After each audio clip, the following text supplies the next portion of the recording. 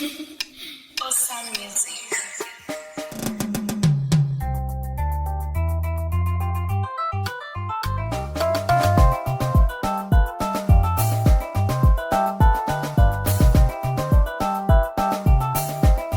Someone with the beats.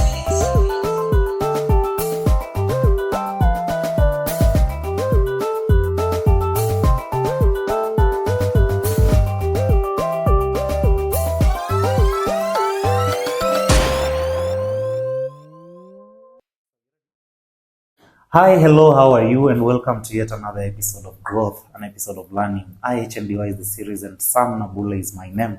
Growth is our business, and conversations such as these are part of the tools we use to actualize that end. And today I'm with a very, very important friend of mine, very, very important guest, and we'll learn a lot from him today. And we just hope that at the end of this video, you'll have taken something that can help you in your personal development. Today's guest is a friend of mine who we've met some time ago and exchanged ideas, and finally he's here with us today, and we hope to learn from him. Karibu sana bwana. Thank you so much. How is life? We'll see you. Life is well. Thank you so much for joining, man. Asante. How's the new year so far? Not so bad. We are trying to kick through the year and finding ourselves. Thank you so much for creating time to be here. I know you're a busy man. Not very busy. You know, they say you are busy with something, less with the other. Oh, okay. Yes. So it's a matter of priorities. Priorities. All right. So now, in the spirit of growth, Yes. let's first begin by first things first. What's your name for somebody who doesn't know you, and what do you do? My name is Alan Kuchwa, and I'm a lawyer by profession. I'm also a counseling psychologist, and I'm an author. I write books. Oh. So that is much about me. But most importantly, I'm a human being. You're a human being. Yes. I Most love importantly, I'm a human being. So how do you combine all these things? Because for somebody else might think they are really massive things to kind of put together at your age. How do you get to manage all of them? I don't find them very difficult to put together. It is not my passion. All right. And that personal will and decision to just keep going with it. If you want it, you must want it so bad. Okay. That's what I believe. So I just want it, and it really flows. I don't get it being difficult or being hard. It just flows. Do you think that's justice to yourself? Yes, I think I'm doing justice to myself. All right. Not yet there. Not yet there. Because I need to do something in psychology. Whoa. I've not done it. Okay. So I'm yet to do justice to myself. Okay. Yes. So let's begin with self-justice. What on earth is this? Self-justice is actually something I've borrowed from law. I'm using it loosely because if you look at justice, it's just fairness, Okay. right? Giving somebody what's due to them. Yes, what is due to them. But you see, we are used to talking about social justice, economic justice. So you give people what is due to them, and you forget yourself. Mr. Lawyer, pole. There are those of us who don't understand what that social justice and whatever justice is. Yes. We'll break it So I down. begin with them. So social justice is basically the existence of society within a social contract. All right. That as human beings, we coexist with each other. So then we owe each other an obligation, right? Yeah. So the very same way you owe each other an obligation. You owe yourself You as owe well. yourself an obligation. Because you can't give what you don't have, right? So that then you will tell people, I'm not the best that I've ever existed in the world, but at least you can't beat me at being myself. Wow. That's a good one. That's what self-justice is actually all about. What happens when the best version of me, in my subjective opinion, is a monster? Wonderful. And now shall come there. The idea of moderation. All right. The idea of now the holistic aspect of the four cardinal virtues. All right. Temperaments, prudence, Justice and fortitude. justice, fortitude or courage, because all of them now bring you together. But then I put the three under the umbrella of justice, because you see, when your temperament is perfect, when you have courage, when you can discern, it means you can do fairness to yourself. So automatically you have justice. That's a good way of looking at it. Yes. Now, I happen to be in the spiritual world where we have what we call theological virtues. Yes. Faith, hope, and charity, right? Yes. And so it so happens that the three are so linked that one can't do well objectively without the other. I was thinking that's not really the case in the cardinal virtues, but you've got a very important element in that. Now, let's get it straight. Away from that quote, that beautiful quote you've given us, what exactly is self-justice? Now, Because what we define justice to be is giving somebody their due, right? Yes. Now, what would be self-justice? Yes. Now, self-justice will be having a coordinated self, coordinating yourself from within. I would actually say self-justice is having a superior interior and a very independent exterior. Wow. Okay. You know that point comes home? That's so profound. That you have empowered your interior so much. So you coordinate yourself. For example, a human being is appetite, a human being is soul, a human being is mind, right? So some guys are very scattered. Have you seen somebody taking a photo and then the hand shakes? Yes. And then you end up with a hand that looks like a hand and not a hand at the same time. So that's what we are many times internally. So when you coordinate your spiritual life, your mental life, and your flesh, or rather your appetite life, and then you become, like a complete whole. So you're very superior. You are in control. Basically, you are in control of your own. Just you are fair to yourself. Yeah. So you also feed enough. Now, thank you for that. I really get that. My other question would be, how do you know what's best for yourself? Because we've seen in mental hospitals, we've seen in counseling, psychology rooms, we've seen in peer mentorship forums whereby somebody is being told, I really know you love this thing, but it's not good for you. I really know you love going out, being with your friends, partying, drinking alcohol and all that, but it's not good for you. I really know you want to be in the library for 12 hours a day, but it's not good for you. It's not healthy. I really know you want to work hard and only sleep for 3 hours a day, but it's not good for you. So how do you get to the point where this is good for me and I'm going to do myself justice to get it for me? Oh, wonderful. I'm very philosophical. You will allow me to respond to that question. All right. Many a times in life, a lot of things we do, we want to push ourselves too much to look like it is death or life. It is a matter of death and life, right? But I believe that as human beings, from the word human beings, we are just human from humus, being to become. And you see, that being has no discretion, has no close end. It is free. It's open. So just to go and become. I think that is the intention of our life, to come and become things. So in the process, you'll become wrong things, right things. You become a disappointment. You become, a blessing. You become let's say you'll get misery. You'll get yourself in joy. You'll make decisions which are not totally good at all times, but sometimes you make decisions which are very good. You're getting. So the very first start is to learn to appreciate life and not actually to live life. Oh, okay. You appreciate it first. Because you're not the creator of life. Actually, Augustine says, oh God, you have made us all for yourself. And our hearts are restless. Yes, until we meet you. So we are here made for God. So we just here to appreciate the creation. We're here to appreciate the life. But that statement might be a little bit contradictory to the concept of self-justice, because if I'm to appreciate life first before I leave it, what exactly am I appreciating? I normally do some little write-ups here and there, and I normally sign it off in two ways. I think you've seen them. One is who designed the system, and the second one is what is life. And so, if you're to appreciate life before you leave it, what exactly is this you're appreciating that you don't know, that you've not lived?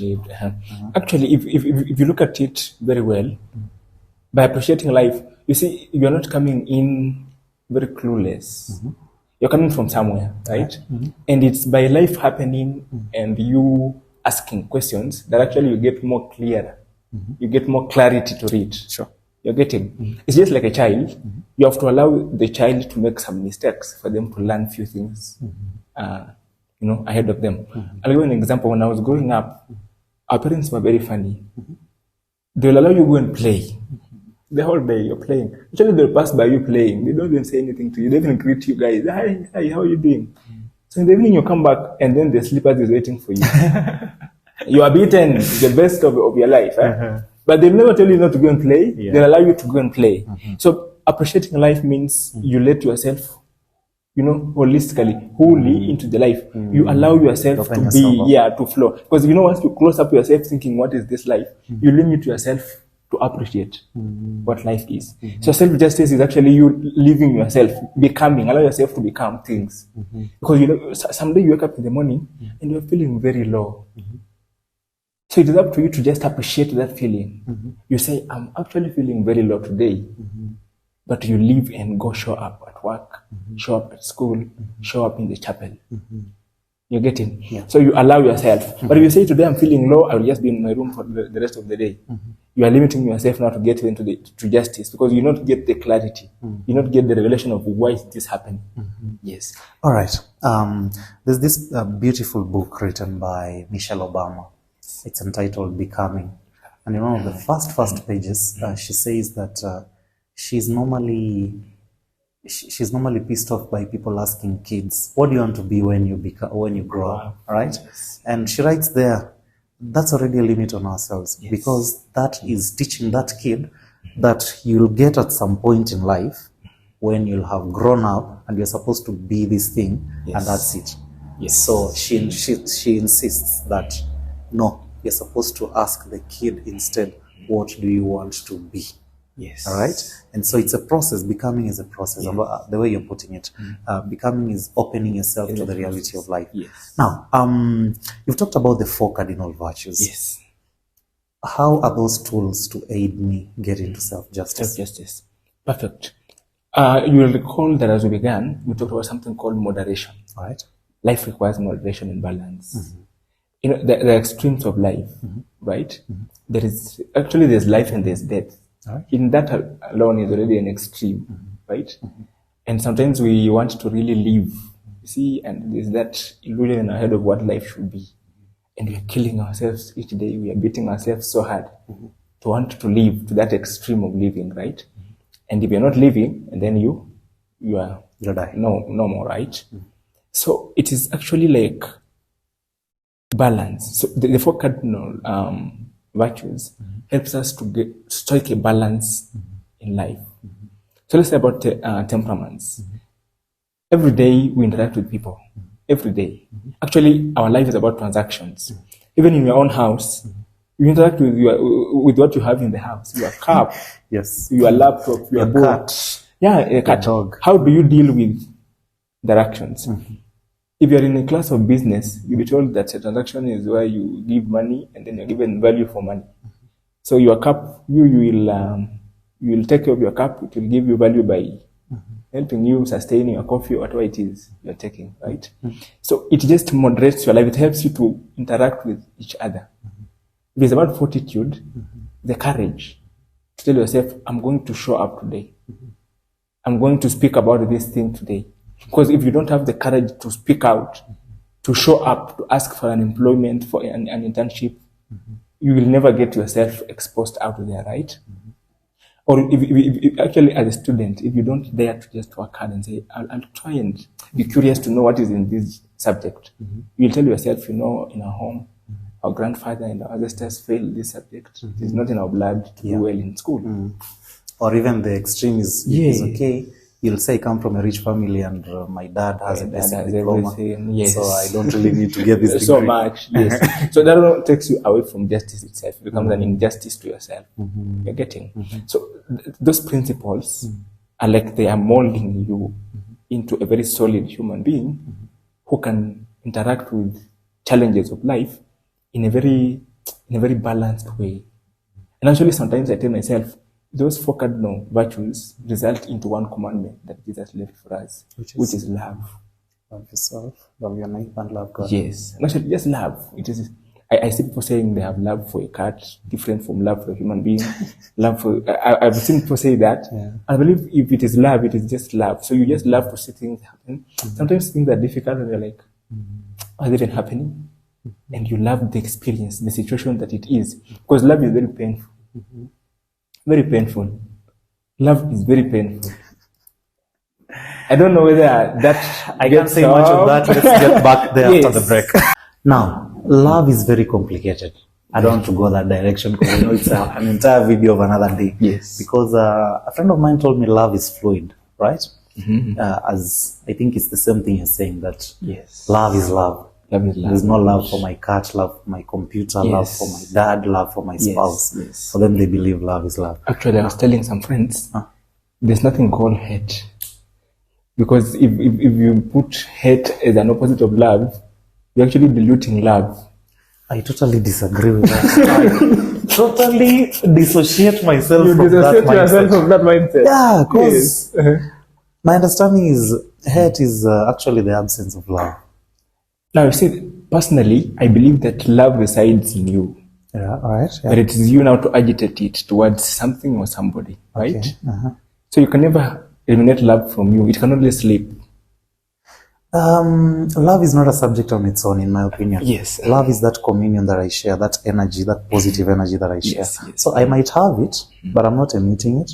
The same way that Yes. socket has power, but without that connection, it won't charge that computer. Yeah. And so what I'm thinking is, as long as there is no that connection, then that is it. I don't believe in a lukewarm situation whereby, for me, I believe you either love me or hate me. Or hate me. There's no middle ground. No, for myself, it's either you love me or you don't love me. Jesus. I don't want to call it hate anymore because love is very profound and you don't need to put anything on it. So Okay. it's either you choose to love or not choose to love. Okay. Yes. So you see, we have just proven my point. Yes. That love is an entire episode for another day. Yeah. So let's get back We to can self-justice. progress with self-justice. Let's get back to self-justice. Yes.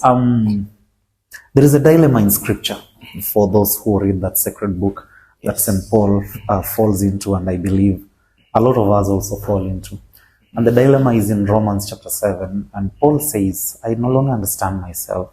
Yes. Because the bad that I don't want to do, I end up doing. And the good that I want to do, I don't end up doing. And so, to some extent, there is some sort of injustice to the self. Yes. How can these 4 cardinal virtues be used as tools to counter that kind of situation that St. Paul is into? Well, wonderful. And that's a very wonderful situation that St. Paul brings up. And if you look at it so well, it starts from discerning yourself, being around in your own right. And as we said earlier on, that sometimes we make decisions and they can be wrong or right. And you see that your decisions, so you have to keep going with them because they form part of the movie of your life. They're part of you already, right? So what then happens is the idea of silence actually comes in. Silence, the power of silence. A lot of us are always in the noise of the world, listening to different voices of life, right? So we don't get a chance to find ourselves in the noise or in the crowds. At the end of the day, we don't retreat and ask ourselves, what is my personal person telling me? So you are clear in your mind what you want to do, but you're always torn apart because your will is being fed by too much noise of the world. So you can't discern clearly, you see. And if you cannot discern clearly and get clarity, you cannot get a vision. I actually say that clarity is vision. So at the end of the day, those virtues help us to have the courage to discern and make decisions. Actually, making a decision is very painful. I hope you'll agree with me on this. Yeah, I do. Making any decision in life is very painful. And I think many people have talked about the idea of comfort zones. If you want to be comfortable in life, be in a comfort zone, want to feel always very good. You won't be able to make a decision about, your life and your decisions and just progressing from one stage to the other. So you want to wake up at 4 in the morning every day. You have to always tell yourself, it is 4 in the morning. So use any means that is available, any means possible. To remind you. Yes. Pull yourself out of that bed every day in the morning at 4 a.m. It's painful, but you have to make a decision about it. And that decision needs a lot of courage, you must be around yourself. And I hope it's you who said this. And I read it from one of your posts, that motivation always fades away, but discipline Yeah, discipline stays. Yes, discipline gets stays. things done. So when you're always motivated by the noise around you, you're like, oh man, I wake up more at 4, so you wake up at 4. Let's get to the relevance of what you're talking about. Yes. Because some of our viewers might be thinking we are speaking so ideal things. Ideal, yes. Now, bring it down. What's the relevance of self-justice in the personal development of somebody? Wonderful. Self-justice is actually very crucial in terms of personal development. Actually, if you look at it so closely, self-justice by itself is personal development, right? Because if you aim at finding self-justice, you craft your life in terms of looking at the dynamics of the world, the trends of the world. Personally, I'm an author. I've written a series of books. I call them a series because they're actually a series. It's a continuation, it's a continuation of thought. So when you ask yourself the question, what is the new normal? What is the current stand of the world? For example, as lawyers, today the current stand of the world is that we have shifted to technology, right?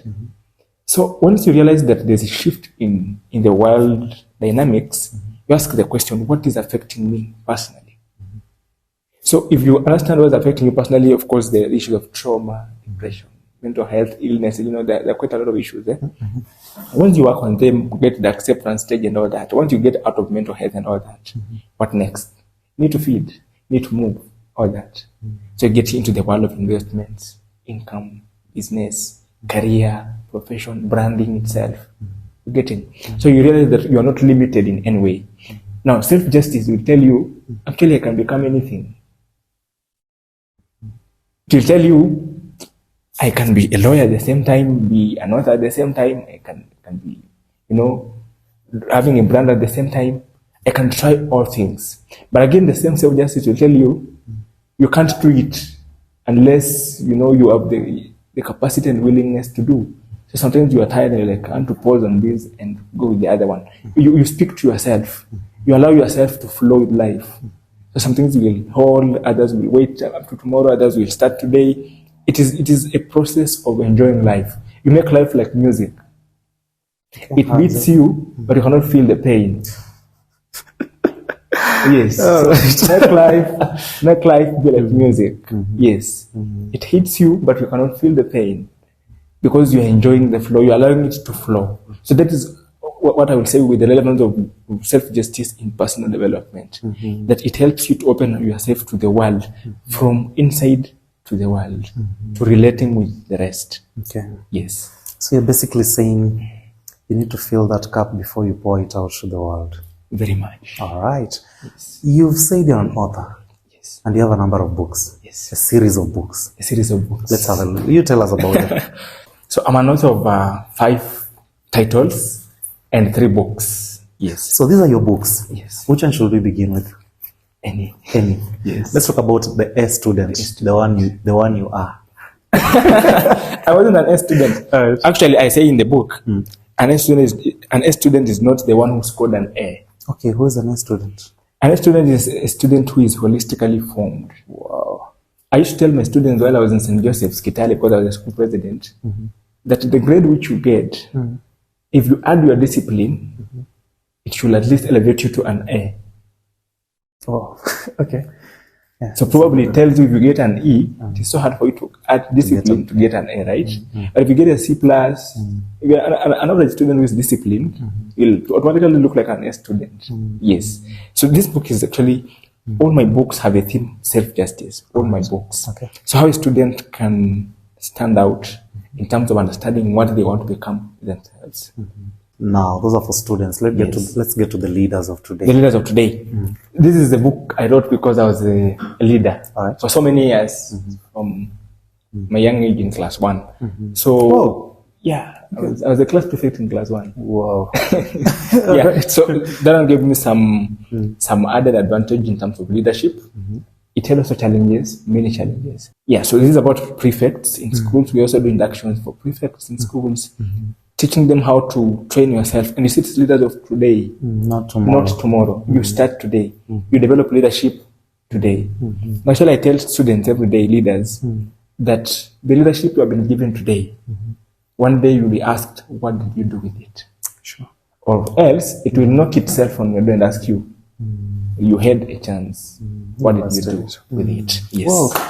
Okay, let me finish with this. Yes. Let's get to The Present is the Seed, since you're talking about leaders of today. Thank you. So, The Present is the Seed is a book that is born in 2021. I was in first year. COVID time. Yes. It's my first book that I wrote. Okay. The very first book. And I was grappling with the idea of the new normal. Actually, the book asks the question, what is this new normal? And I was also grappling with the idea of the perfect world. You know, I stayed in the village for 19 years of my life. Okay. I left the village when I was 19 years old. So the village is very peaceful sometimes. Very not all the time, but very peaceful sometimes. And you'll see very perfect sense of people who are very sincere. Some 100 bob has fallen somewhere, somebody will give it back to you. So in Nairobi, it was very different.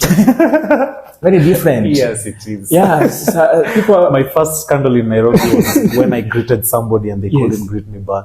They just ignored you. How are these people raised? Yeah, what is wrong with them? So coming around here, people are doing things different, a very different culture, the dress code, how people interact and all that. Very few are sincere in the city, very few are willing to be sincere, a lot of infidelities.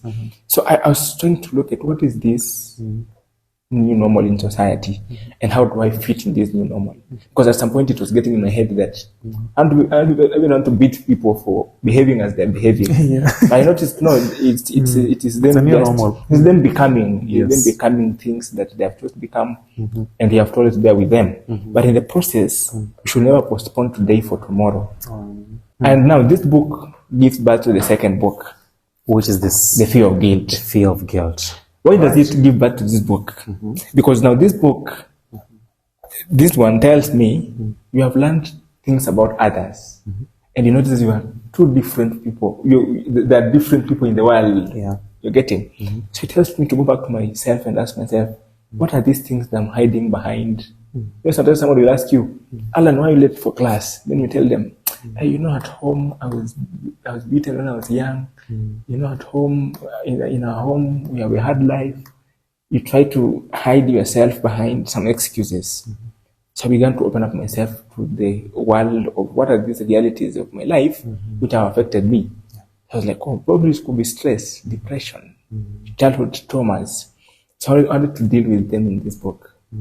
The guilt that comes with you having been in a relationship, or rather having been in a friendship, it didn't work. You're getting the fear that you have to work hard. Sometimes you're like, I'm not big enough to do this. Yes. Let's get to the last one, which is a little bit bigger than the rest. Yes. The Pursuits of Self-Justice. Yeah. So this one comes middle after this. Okay. So I've worked on my mental health issues. I'm doing perfectly well, but I'm still stressed up about money. I need to survive in Nairobi. I need to pay my bills. I need to pay my bills. Time is also catching up with me. This is the time parents tell you, hey, where is Nani? Yeah. And actually, sometimes they don't tell you. You just see them pesa beginning to disappear. That confirm doesn't come anymore. You're getting. So you feel the realities of life. And then I realized as I was walking around now, because this one I wrote when I was in third year. Okay. So I realized I can do many things at a time. I ran a brand called Mother of Reason. So Mother of Reason at some point also gives me some money, because when I do some talks, some training, I'm given some money. At the same time, I could go to a law firm and do some legal work, given some. So I noticed, you can do several things around. You are not limited to doing these things, and you can work on them passionately. So this book, I write the 5-step principles of life. 1, self-identity. And then 2, our self-identity is now career. So that is the second principle. Now the third principle, income. Then the fourth principle was about branding. And then the fifth principle is about investments. I'm so proud of you for writing all these books and for what you're doing, the Mother of Reason. I have a shallow knowledge about it. Yes. Very, very shallow. You mind exposing just in a few minutes what it is? Mother of Reason is just a platform where we are trying to enlighten society on how we can become human beings proper. Basically that. Becoming human beings proper through now self-justice. Yes. Ladies and gentlemen, let me not add more to spoil this, and we're very grateful for having your attention all this time to talk about self-justice and how that will help us as individuals to grow and be better people in society. My name has been Samuel Nabule. This has been the IHNDY series with my friend Alan Kuchwa on self-justice. And thank you so much for being with us. Remember to subscribe, like, comment your thoughts on this conversation, and share this video with your friends so that they too can grow. We hope to see you again in the next episode. And until then, thank you. Alan, thank you so much. We are grateful to have you here. We hope to see you again. Thank you so much. All right. Kwaherini. So